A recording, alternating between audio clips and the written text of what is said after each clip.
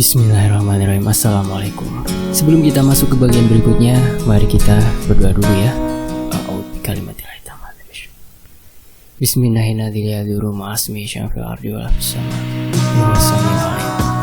Ini dia Desa Tanggul Mayit bagian 4, Mustika Dharma Wiloyo, atau bagian terakhir, karya dari Dio Seta.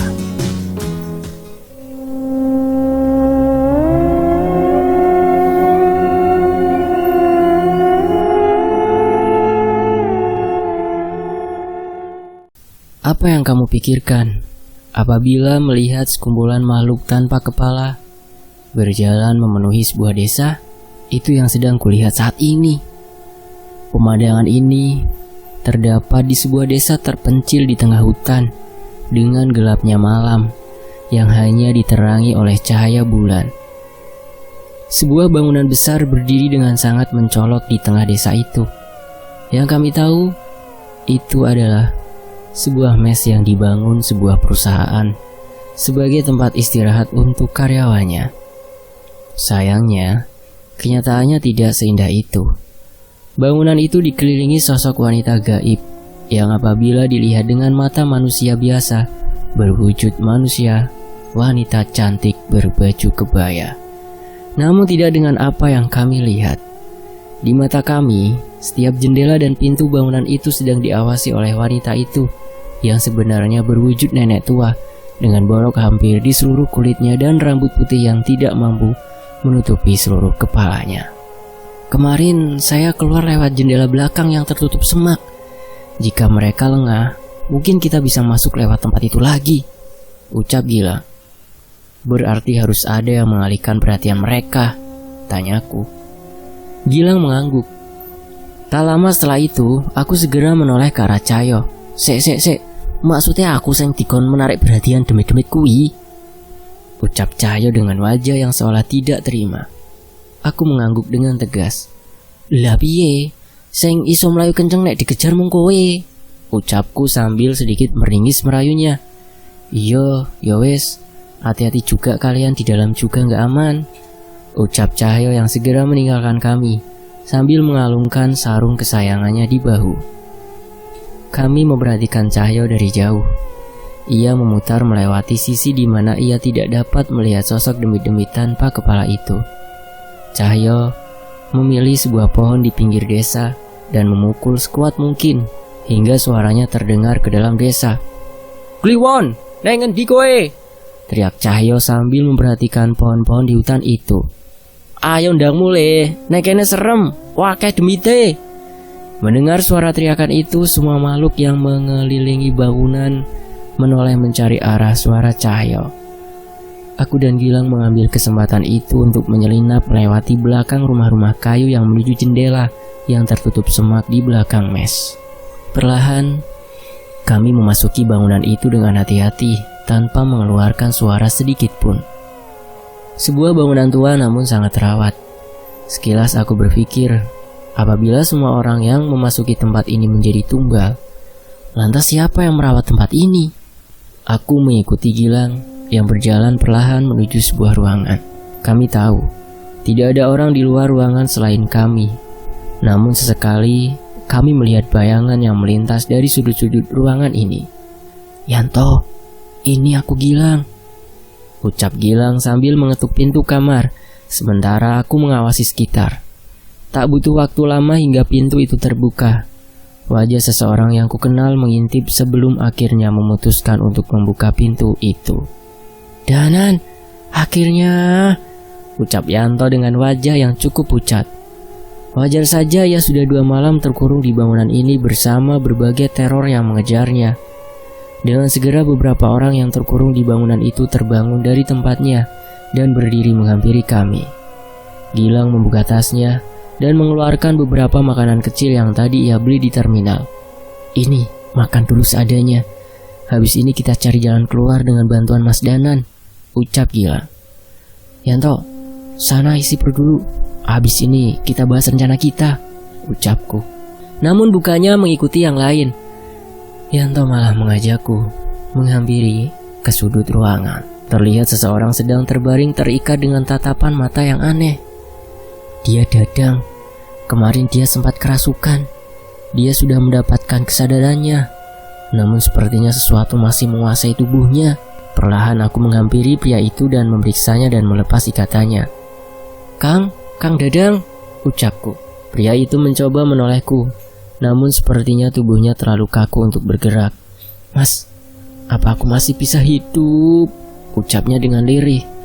Aku menyentuh dahinya dan sedikit memberinya senyuman sekedar untuk menghiburnya. Yanto, kamu mundur dulu. Baca doa sebisanya bersama yang lain, perintahku pada Yanto. Aku mengambil sebotol air putih yang ada di tasku dan membacakan sebuah doa. Saat itu samar-samar aku melihat bayangan sesosok makhluk berambut panjang tak jauh dari tubuh Kang Dadang berbaring. Tak mau melakukan kesalahan, aku merapalkan ajian pelindung batin untuk ruangan ini, agar saat sesuatu yang merasuki Kang Dadang berhasil keluar, ia tidak berpindah ke tubuh mereka yang ada di tempat ini. Ini Kang, diminum pelan-pelan, ucapku sambil meminumkan air yang sudah kubacakan doa kepada Kang Dadang dan membaringkannya kembali. Seketika nafas Kang Dadang kembali teratur dan ia mulai menguasai tubuhnya. Mas, itu yang ikutin Dadang terus, ucap Kang Dadang sambil menunjuk ke salah satu sudut kamar. Wajahnya terlihat sangat ketakutan.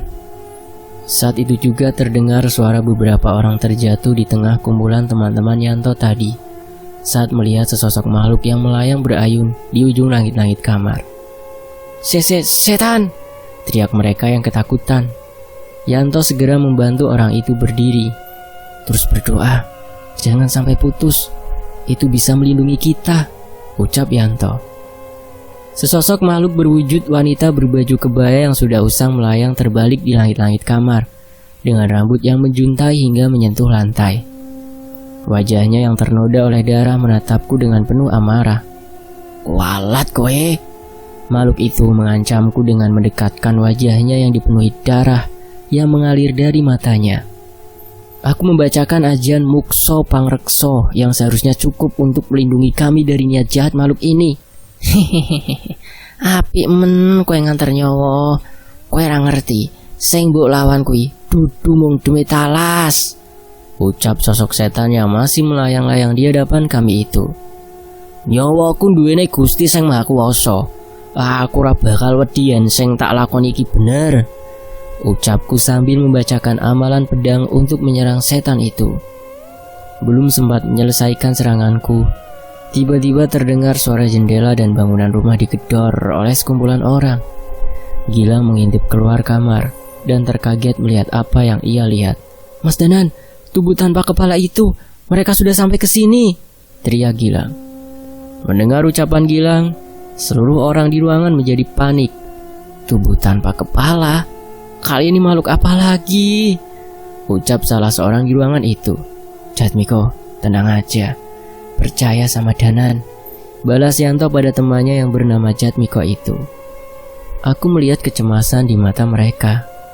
Seketika aku menarik sebuah keris dari dalam sukmaku, membacakan beberapa mantra dan segera melompat menusukkannya pada tubuh makhluk yang sedari tadi merasuki Kang Dadang itu. Ia mencoba menghindar, namun aku berhasil menusukkan kerisku di bahunya. Suara teriakan melengking ke seluruh bangunan hingga terdengar keluar. Entah apa yang terjadi dengan makhluk itu, namun makhluk itu menghilang ke dalam kegelapan. Makhluk itu mati? Tanya Yanto. Aku menggeleng. Namun setidaknya rasa keberanian mulai muncul di antara teman-teman Yanto. Terus gimana? Kita keluar? Tanya Gilang. Enggak, kita bertahan hingga pagi. Melawan mereka di malam hari tidak akan mudah. Setidaknya kita harus menunggu setelah 1/3 malam, jawabku. Lalu makhluk-makhluk itu? Tanya Gilang. Aku dan Cahyo yang akan menghadapi mereka setelah memasang pelindung di ruangan ini, jawabku. Oh iya Danan, ada jasad mengerikan di atas, ucap Yanto yang berusaha memberitahukan mengenai keberadaan jasad hitam yang menggantung di ruangan atas. Aku sudah tahu. Jangan mendekat ke sana hingga masalah di luar selesai. Saat itu juga aku membacakan doa-doa, menuliskan beberapa ayat suci di sudut kamar dan memastikan kondisi mereka. Yanto, Mas Gilang, aku titip mereka sebentar lagi. Siap-siap bahaya sebenarnya akan terjadi saat menjelang subuh. Jelasku. Mereka mengerti dengan jelas maksudku dan mengantarku keluar kamar. Dari sanalah pemandangan paling mengerikan terlihat. Dari semua jendela sudah bersiaga demit berwujud nenek tua dan tubuh tanpa kepala yang menggedor-gedor bangunan ini. "Danan, kamu serius mau menghadapi mereka?" tanya Yanto. "Mereka jauh lebih mengerikan dari makhluk yang kita lihat di Merapi dulu." Aku sedikit tersenyum dan menepuk pundak Yanto. "Tenang saja, kali ini aku tidak sendirian," ucapku. Tak lama setelahnya terdengar suara dentuman tak jauh dari bangunan ini. Sontak sosok makhluk yang ada di sekitar bangunan segera berbalik ke arah itu. "Danan, wes durung, ojo kesuwen!" Terdengar suara teriakan Cahyo dari luar bangunan. Aku hanya menepuk jidat dan menggelengkan kepala melihat tingkah Cahyo. "Ya sudah, aku tinggal dulu. Ada yang sudah tidak sabaran itu," pamitku pada Gilang dan Yanto. Dan aku segera keluar. Kali ini melalui pintu depan. Anehnya tepat saat keluar dari bangunan aku terjatuh. Sesuatu menekanku seolah ada perbedaan aliran kekuatan di dalam dan di luar bangunan. Semoga saja ini tidak berarti apa-apa. "Bocah brengsek, sopo kowe?" ucap sesosok kakek tua renta yang menjadi empu dari makhluk-makhluk ini. Ia menggenggam sebuah parang yang sudah penuh dengan kara dan mengacungkan kepada Cahyo. "Aku akan membalas apa yang kalian Trah Dharma Wiloyo lakukan pada anggota keluargaku," ucap Cahyo yang maksudnya sama sekali tidak aku mengerti. Ngomong apa kayak? Saat itu juga aku bingung. Aku segera menghampirinya dan menanyakan maksudnya. "Kowe ngomong apa toh, Jul?" tanyaku berbisik. "Alah bolah, wis rapopo, ben ketok keren," jawabnya dengan wajah yang datar. Sekali lagi aku tidak bisa menebak tingkah laku Cahyo yang tidak pernah kehabisan akal. "Cah!" kakek itu meludah ke tanah. "Bocah ingusan koyo kowe arep bales dendam. Ojo ngimpi kowe," ucap kakek itu. Saat itu juga ia memerintahkan seluruh demit yang berada di bawah kuasanya untuk menghampiri kami. Mulai dari makhluk berwujud manusia tanpa kepala dan nenek tua yang berwajah mengerikan. Namun dengan sigap Cahyo mencopot sarungnya, membacakan sebuah mantra dan mengibaskan sarung kebanggaannya itu hingga sebagian dari mereka terhempas menjauh. "Wes kek, menyerah saja," ucap Cahyo. "Kurang ajar, dari Trah mana kalian berani menantang keluarga Dharma Wiloyo?" ucap kakek itu. Cahyo menoleh ke arahku sambil berbisik. "Trah oponan, nganggo trahmu piye?"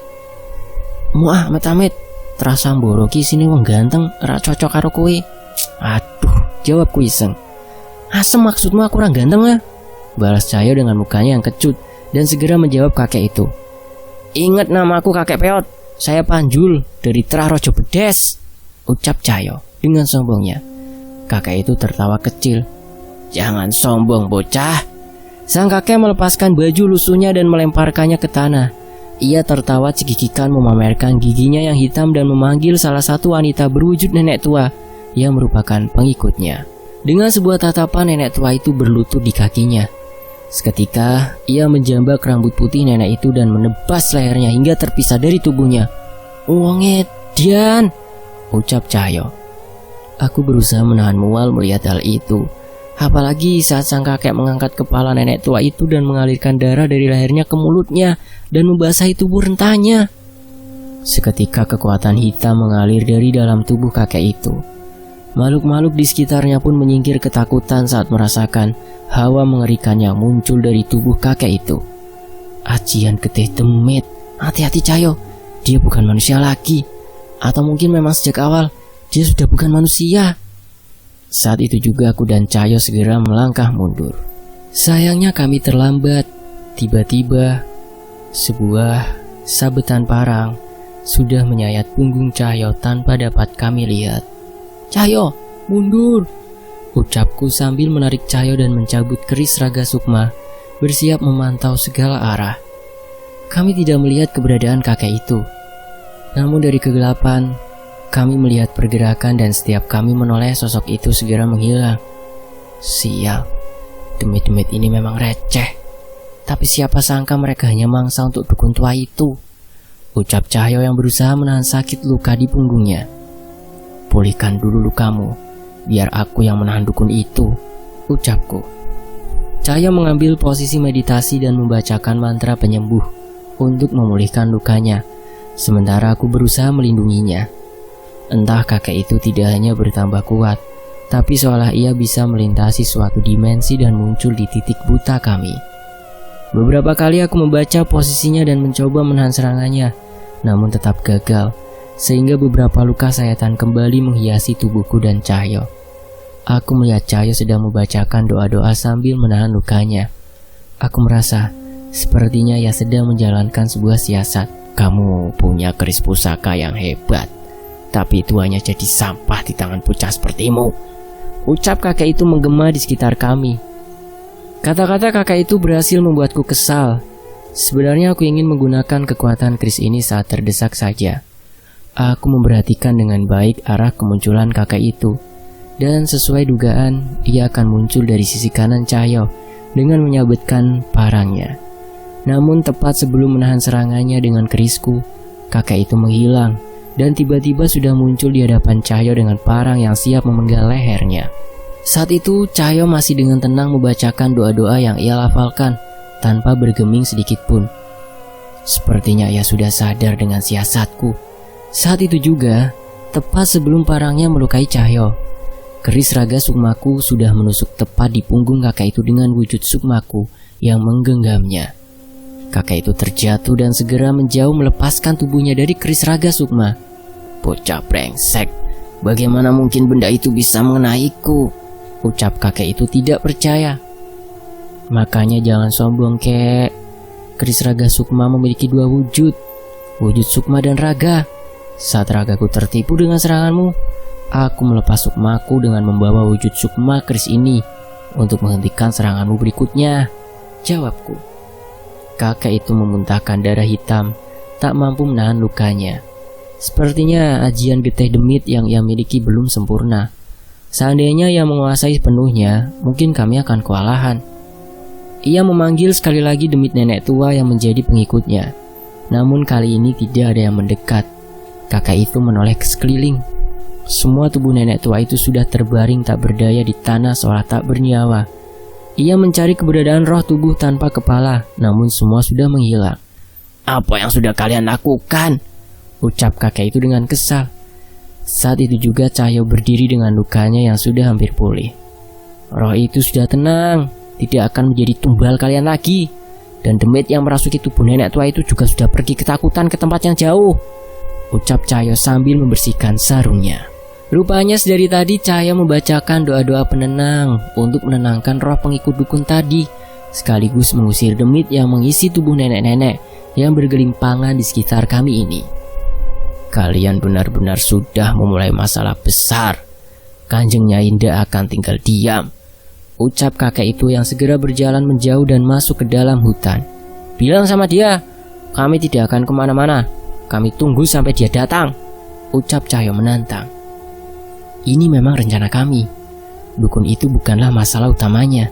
Walaupun kami bisa mengalahkan dukun itu, wanita yang dipanggil Kanjeng Nyai itu pasti akan mencari dukun lain untuk mencari tumbal. Aku dan Cahyo kembali memasuki bangunan tempat Yanto dan yang lain berada. Sekali lagi aku merasakan distorsi kekuatan saat memasuki bangunan ini, seolah sesuatu yang mengerikan tersembunyi di bangunan ini.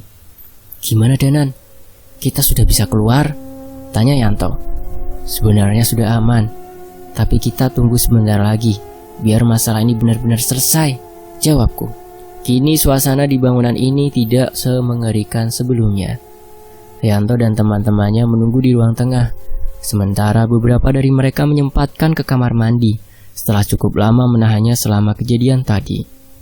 Walaupun begitu, kami tetap harus waspada dengan keberadaan makhluk berwujud jasad busuk yang tergantung di sebuah ruangan di lantai atas. Mas Danan, hatur nuhun ya mas. Dadang sudah sehat lagi, ucap Kang Dadang yang tiba-tiba menghampiriku. Iya Kang, santai saja. Tapi Kang Dadang hebat, bisa bertahan dari makhluk itu, balasku. Kang Dadang teh hanya teringat keluarga di kampung. Jangan sampai Kang Dadang pulang cuma jasad saja, ucap Kang Dadang. Aku tersenyum mendengar ucapannya. Kadang memang keberadaan keluarga yang menanti di rumah mampu memberikan kekuatan dan menjadi semangat untuk seseorang. Kang Dadang boleh bercerita sedikit? Ucapnya. Boleh Kang, cerita aja. Kita masih banyak waktu kok. Saat itu Kang Dadang mulai bercerita tentang perasaannya saat dirasuki makhluk itu. Bahkan ia sadar saat aku mengikutinya dalam wujud sukma. Setidaknya perbincangan ini bisa membuatku menahan kantukku hingga subuh nanti. Ini kita menunggu apa, Danan? Tanya Yanto. Kamu ingat wanita yang kemarin datang? Aku masih harus menghadapinya, jawabku. Mendengar ucapanku, sontak Yanto merasa khawatir. Yang benar kamu, Danan. Dia berbahaya. Orang yang kemarin mencoba melawan saja langsung bertekuk lutut, ucap Yanto panik. Aku menghela nafas. Sepertinya Yanto lupa saat itu aku juga ada di sana dalam wujud sukma. Tenang Yanto, kalau kita tidak menyelesaikan masalah dengan orang itu, kalian juga belum tentu bisa pergi dengan selamat. Jelasku. Sepertinya ia mengerti.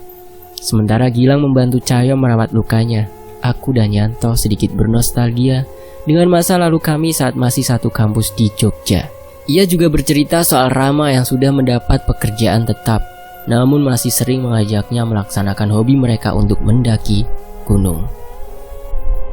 Beberapa menit menjelang subuh, terdengar suara sebuah mobil yang terparkir di depan mes tak jauh dari jasad nenek tua itu bergelimpangan.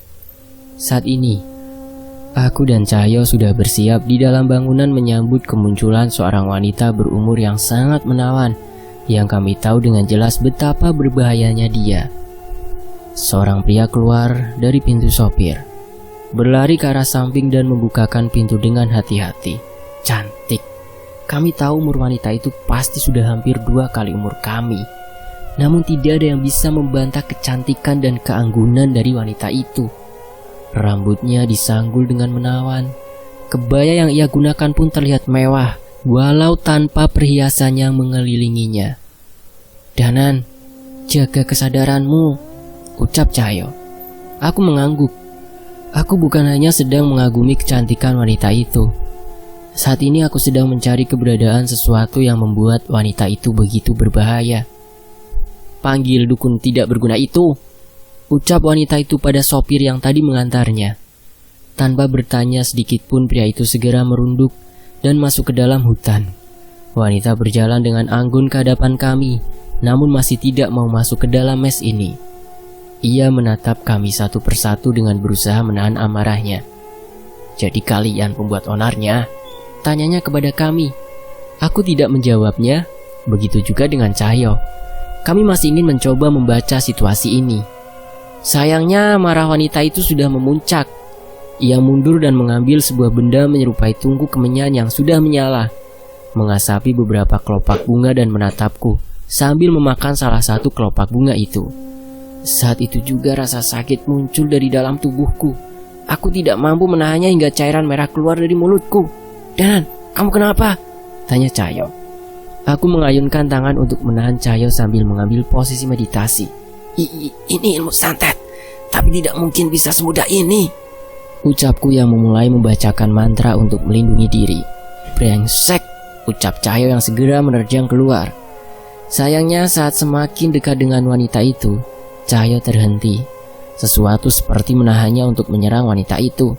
Cahyo, kembali! Perintahku sambil mencoba menahan rasa sakit yang muncul setiap wanita itu mengunyah kelopak bunga itu. Bukannya kembali, Cahyo seperti terkesima dengan keanggunan wanita itu dan berjalan ke arahnya. Jangan bodoh! Teriakku. Wanita itu tersenyum melihat Cahyo yang mulai terpengaruh. Cak bagus, kesini. Ora usah wedi, ucap wanita itu. Aku ingin menyusul Cahyo, namun sepertinya kemampuan wanita itu akan membuatku bertingkah sama seperti Cahyo. Wonosuro, bawa Cahyo kembali! Kali ini aku memisahkan sebagian sukmaku dan berteriak berharap Wonosuro yang berada di dalam tubuh Cahyo mendengarkanku. Beruntung, sebelum sempat menyentuh wanita itu, suara auman terdengar ke seluruh desa. Cahyo terhenti dan tubuhnya seperti terpental ke arah bangunan mes. Dengan segera aku menarik Cahyo dan membawanya kembali ke bangunan ini. Cahyo sadar, Cahyo! ucapku sambil menepuk pipi Cahyo.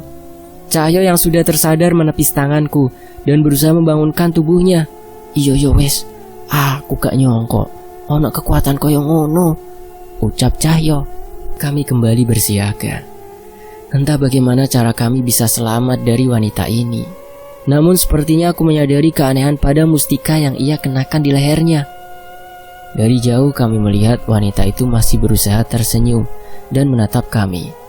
Kali ini ia mengambil sebuah kelopak bunga lagi dan memakannya. Saat itu sekali lagi aku merasakan seperti ada sesuatu yang membakar bagian dalam tubuhku.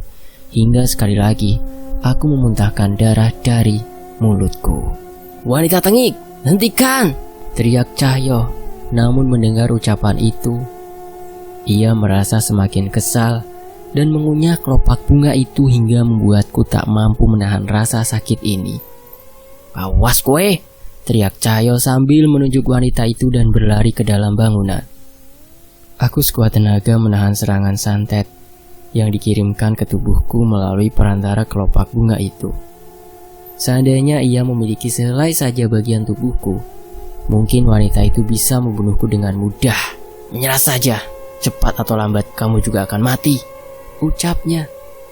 Sekali lagi, wanita itu mencoba memasukkan kelopak bunga ke dalam mulutnya. Namun tiba-tiba ia berhenti saat mendengar suara dari dalam bangunan itu. Sakit bu, loro bu, loro. Terdengar suara seseorang yang menangis lirih dari dalam bangunan. Saat itu juga wanita itu terlihat panik. Hentikan, jangan macam-macam kalian, ucapnya yang melihat kedatangan Cahyo dengan menggendong jasad busuk yang sudah menghitam namun masih bernafas dan berbicara.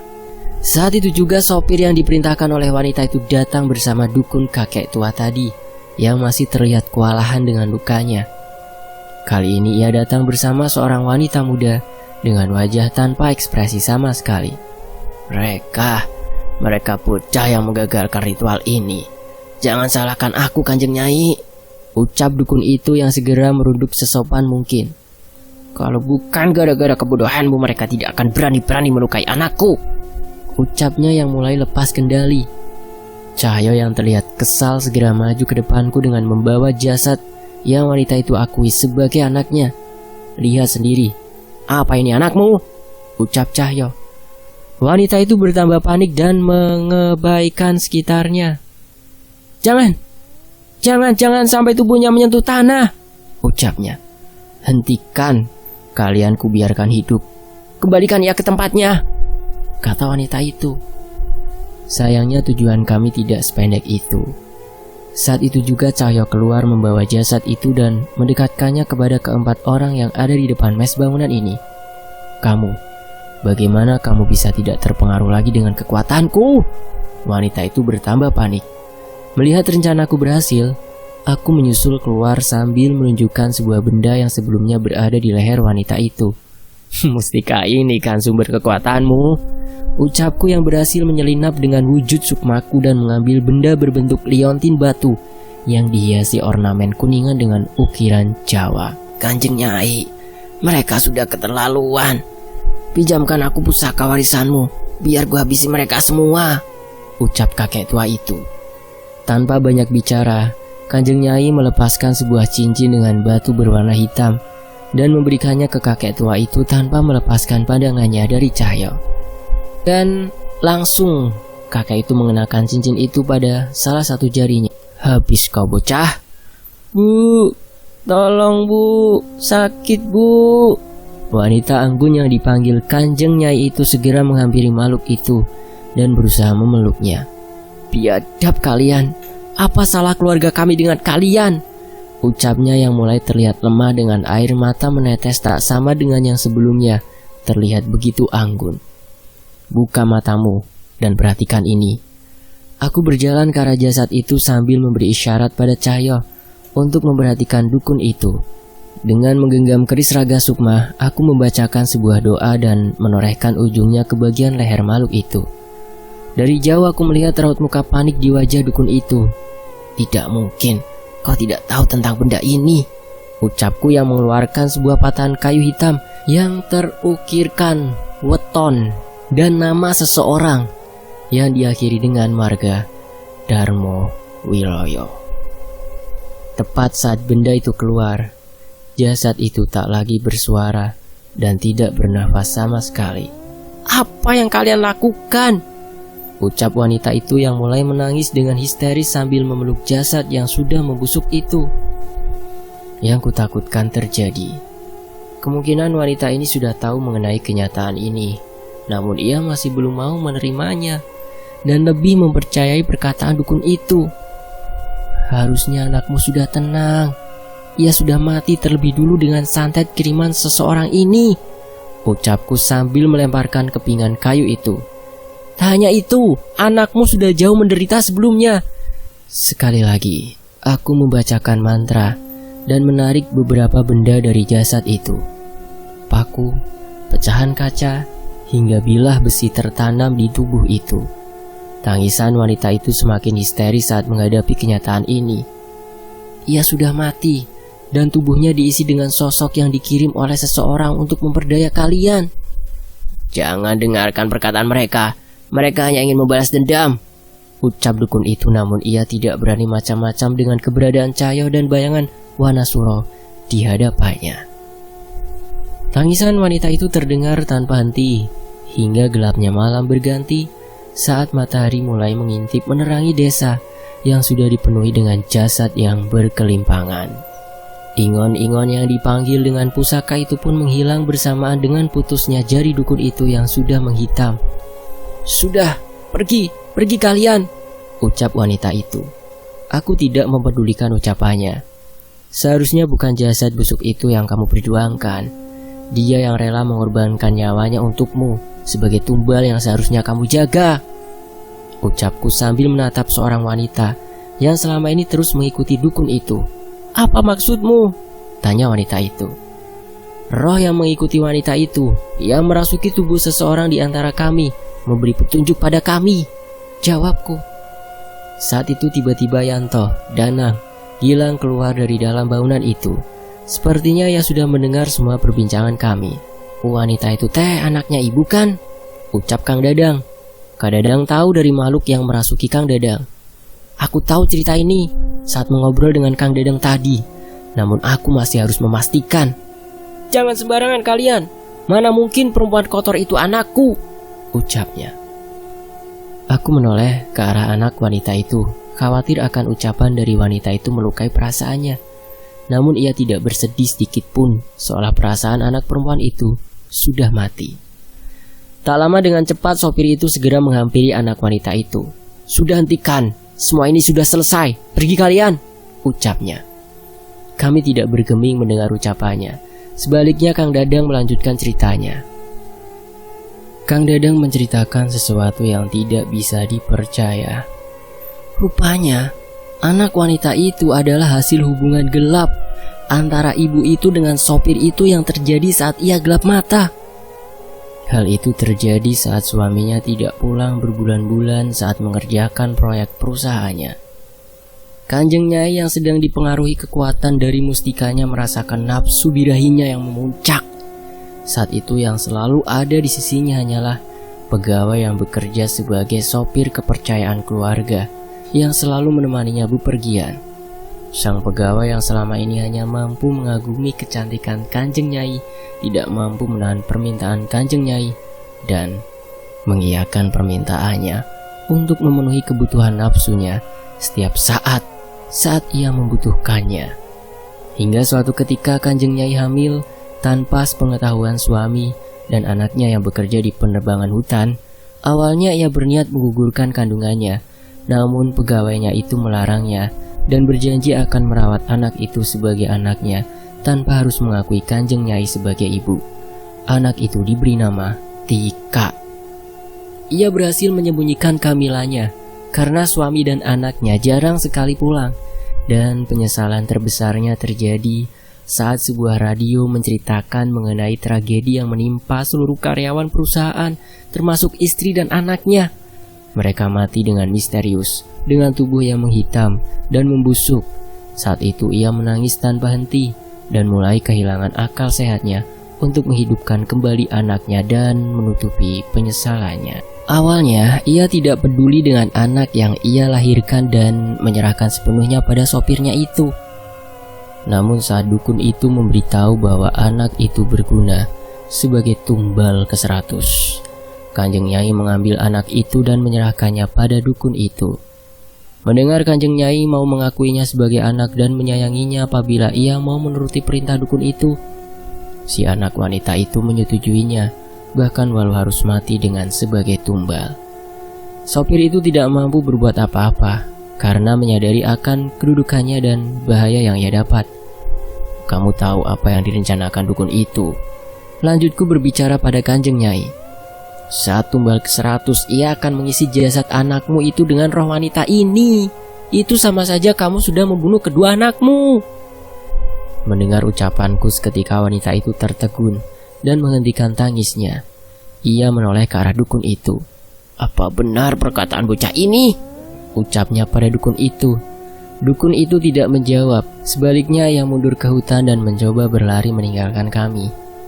Cahyo yang sedari tadi mengawasi dukun itu memanggil kekuatan Wanasura di kakinya, melompat mengejar dukun kakek tua itu dan menendangnya hingga terpental. Danan, belum selesai ngomong, teriak Cahyo pada kakek tua yang hampir kehilangan kesadarannya itu. Sudah Kanjeng Nyai, kita hentikan ini semua, biar Tika saya yang jaga, ucap sopir itu sambil memohon dengan tangisnya. Tatapan Kanjeng Nyai menjadi kosong dan sisa riasannya yang luntur sudah membuat wajahnya terlihat menyedihkan. Melihat emosinya mulai mereda, aku mulai mencoba mendekatinya dan berkata dengan lebih sopan. Kalau Kanjeng Nyai berkenan, biar kami yang kuburkan jasad anak Nyai dengan layak di sini, ucapku. Kanjeng Nyai menatap dengan sedih jasad mengerikan itu. Kali ini sopirnya memberanikan diri untuk menarik Kanjeng Nyai dan membawanya masuk ke dalam mobil.